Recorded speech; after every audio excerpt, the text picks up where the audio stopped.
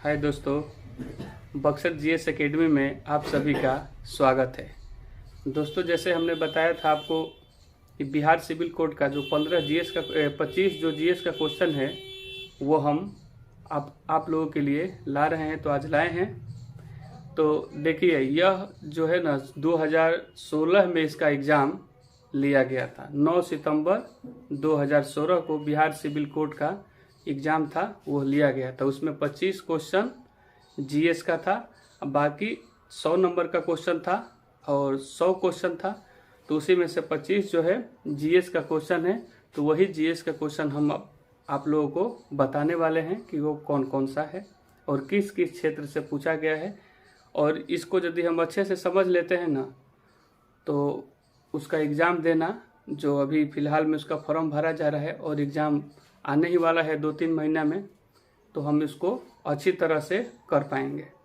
तो देखिए, पहला क्वेश्चन पूछा गया था, मेक इन इंडिया कब लॉन्च किया गया था।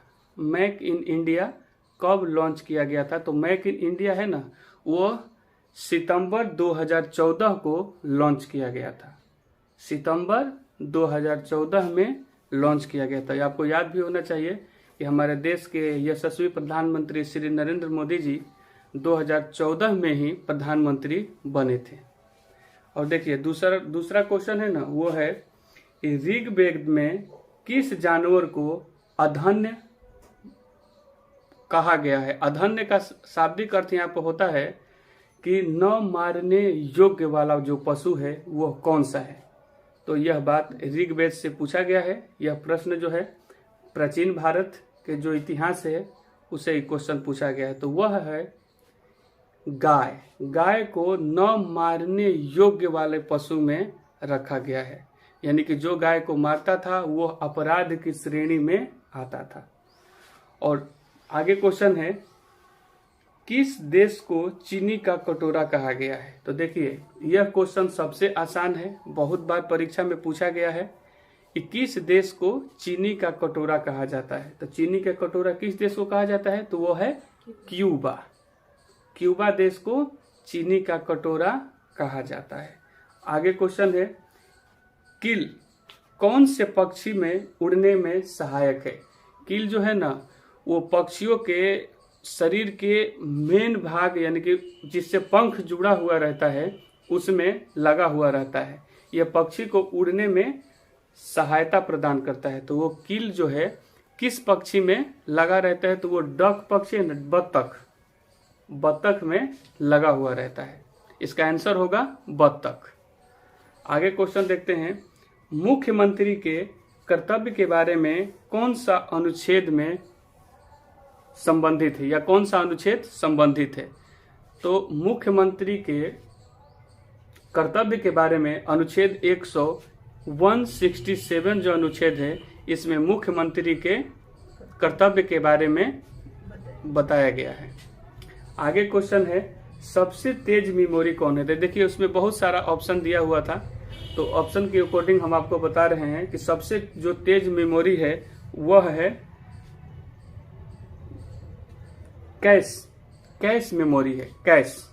जो कैश मेमोरी है वो ऑप्शन में दिया गया था, वो ऑप्शन के अकॉर्डिंग हम आपको बता रहे हैं कि ऑप्शन के अकॉर्डिंग जो है सबसे तेज मेमोरी कैश मेमोरी होती है। आगे देखते हैं, मानव शरीर में कौन सा चीज नहीं बनता है। तो ऑप्शन में बहुत सारा दिया गया था, जिसमें मानव शरीर में विटामिन नहीं बनता, यह बाहर से ही लेना पड़ता है। आगे क्वेश्चन है, किस ग्रह के पास कोई उपग्रह नहीं है। क्वेश्चन है, किस ग्रह के पास कोई उपग्रह नहीं है। तो उपग्रह बुध और शुक्र के पास नहीं है। तो इसमें क्वेश्चन में बुध नहीं दिया गया था, तो हम इसका आंसर शुक्र को दे देंगे। फिर से समझ लीजिए, किस ग्रह के पास कोई उपग्रह नहीं है। तो मात्र 2 ही ऐसे ग्रह हैं जिसके पास कोई उपग्रह नहीं है। कौन कौन सा, एक बुध हो गया जो सूर्य के सबसे निकट है, और एक हो गया शुक्र जिसको पृथ्वी की भगिनी के नाम से भी जाना जाता है। सबसे गर्म ग्रह भी है। तो इन दोनों के पास कोई उपग्रह नहीं है। पृथ्वी का हमारा एक उपग्रह है जो चंद्रमा है। आगे क्वेश्चन देखते हैं। भारतीय रेलवे का जोन कौन सा सबसे छोटा है? तो देखिए इसमें बहुत सारा दिया गया था, लेकिन इसका आंसर होगा ना कलकत्ता मेट्रो जोन है। तो ये मेट्रो नहीं है, ये कलकत्ता जोन जो है, जो ऑप्शन में दिया गया था वो सबसे छोटा जोन है।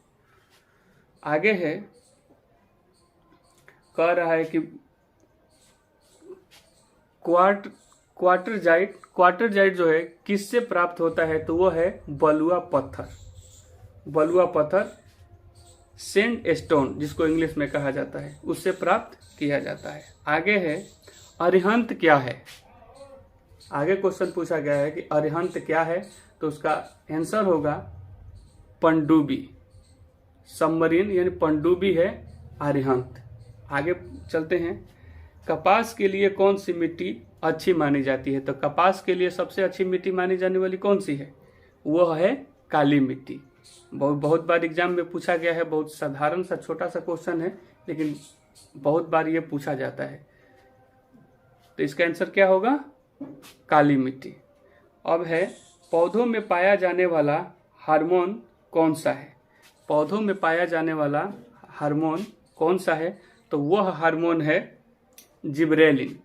जिब्रेलिन जो है वो पौधों में पाया जाने वाला हार्मोन है।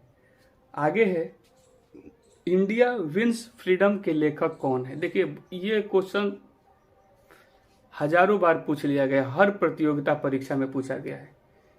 इंडिया विंस फ्रीडम के लेखक कौन है? तो अबुल कलाम आजाद। और इन्हीं से एक रिलेटिव बार बार क्वेश्चन जो पूछा जाता है वह है, फ्रंटियर गांधी के नाम से किनको जाना जाता है? तो फ्रंटियर गांधी के नाम से खान अब्दुल गफ्फार खान को जाना जाता है। खान अब्दुल गफ्फार खान को फ्रंटियर गांधी के नाम से जाना जाता है। उसका अर्थ होता है सीमांत गांधी के नाम से किनको जाना जाता है? तो सीमांत गांधी के नाम से खान अब्दुल गफ्फार खान को जाना जाता है। नेक्स्ट देखते हैं क्वेश्चन कौन सा है। किस देश के पास अलिखित संविधान है? देखिए क्वेश्चन है, किस देश के पास अलिखित संविधान है? तो उसमें दिया गया था अमेरिका, इंडिया, पाकिस्तान और यूके। ऑप्शन में 4 ही यही था, तो इसका सही आंसर होगा यूके, यूनाइटेड किंगडम। देखिए सबसे पहला लिखित संविधान अमेरिका के पास, सबसे लिखित और सबसे बड़ा संविधान वो है भारत के पास, और यूनाइटेड जो किंगडम है इसके पास अलिखित संविधान है। नेक्स्ट क्वेश्चन आगे देखते हैं। सरोदवाद में कितने तार होते हैं? जो वाद्य यंत्र से भी क्वेश्चन पूछा गया है। सरोदवाद में कितने तार होते हैं? तो ऑप्शन में दिया गया था 7, 8, 9, 10, ऐसे ही दिया गया था। तो उसमें सही इसका आंसर होगा कि उसमें जो तार होता है ना बजाने वाला, वो है, उसमें 7 तार लगे होते हैं सरोद वाद्य यंत्र में। नेक्स्ट क्वेश्चन देखते हैं।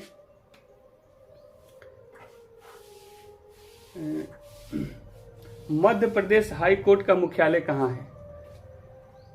यह क्वेश्चन इसलिए पूछा जाता है, बहुत बार एग्जाम में पूछा भी गया है कि मध्य प्रदेश का जो हाई कोर्ट, सब जानते हैं कि मध्य प्रदेश की राजधानी जो भोपाल है वहां पे होगी, इसीलिए सबको कंफ्यूज करने के लिए यह क्वेश्चन दिया जाता है। तो वो मध्य प्रदेश की राजधानी जो भोपाल है तो वहीं पे हाई कोर्ट होगा, लेकिन ऐसा नहीं है। उसका जो हाई कोर्ट का जो मुख्यालय है वह जबलपुर में है, इसीलिए बार बार एग्जाम में यह पूछा जाता है कि विद्यार्थी अधिक से अधिक कंफ्यूज हो। इसका आंसर क्या होगा? जबलपुर। आगे देखते हैं। पूछा गया है कि शुष्क बर्फ के नाम से किसको जाना जाता है? यह भी साधारण सा क्वेश्चन है, बहुत बार एग्जाम में पूछा गया है। तो शुष्क बर्फ के नाम से कार्बन डाइऑक्साइड गैस को जाना जाता है। आगे है, वंदे मातरम के रचयिता कौन है? वंदे मातरम के रचयिता कौन है? बहुत साधारण सा क्वेश्चन है, बहुत बार एग्जाम में पूछ लिया गया है। तो उनके जो लेखक हैं बंकिम चंद्र चटर्जी हैं, जो वंदे मातरम गीत को लिखे थे। थोड़ा सा एक और क्वेश्चन है।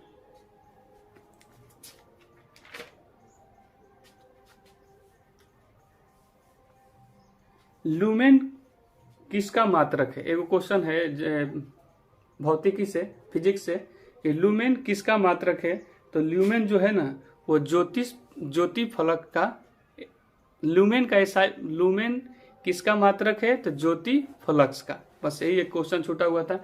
और बाकी 21 क्वेश्चन के बाद बाकी जो 4 क्वेश्चन है वो उस समय 2016 के करंट अफेयर से संबंधित है। तो वो कोई ज़्यादा बड़ा मतलब क्वेश्चन नहीं है। इस समय का जो हम लोग करंट अफेयर की तैयारी करते हैं तो हम आसानी से उस 4 क्वेश्चन को आसानी से तैयार कर लेंगे। आई होप कि आपको बहुत अच्छा से यह समझ में आया होगा। इसी तरह आगे हम नेक्स्ट वीडियो भी लाएंगे जो इससे भी और बेहतर आप लोगों के लाभ के लिए होगा। तो धन्यवाद और थैंक यू। और आप लोग अधिक से अधिक इसको लाइक और शेयर और सब्सक्राइब कीजिए ताकि जितने अधिक जनसंख्या में विद्यार्थी जुड़ेंगे लाभ उन्हीं को होने वाला है। धन्यवाद।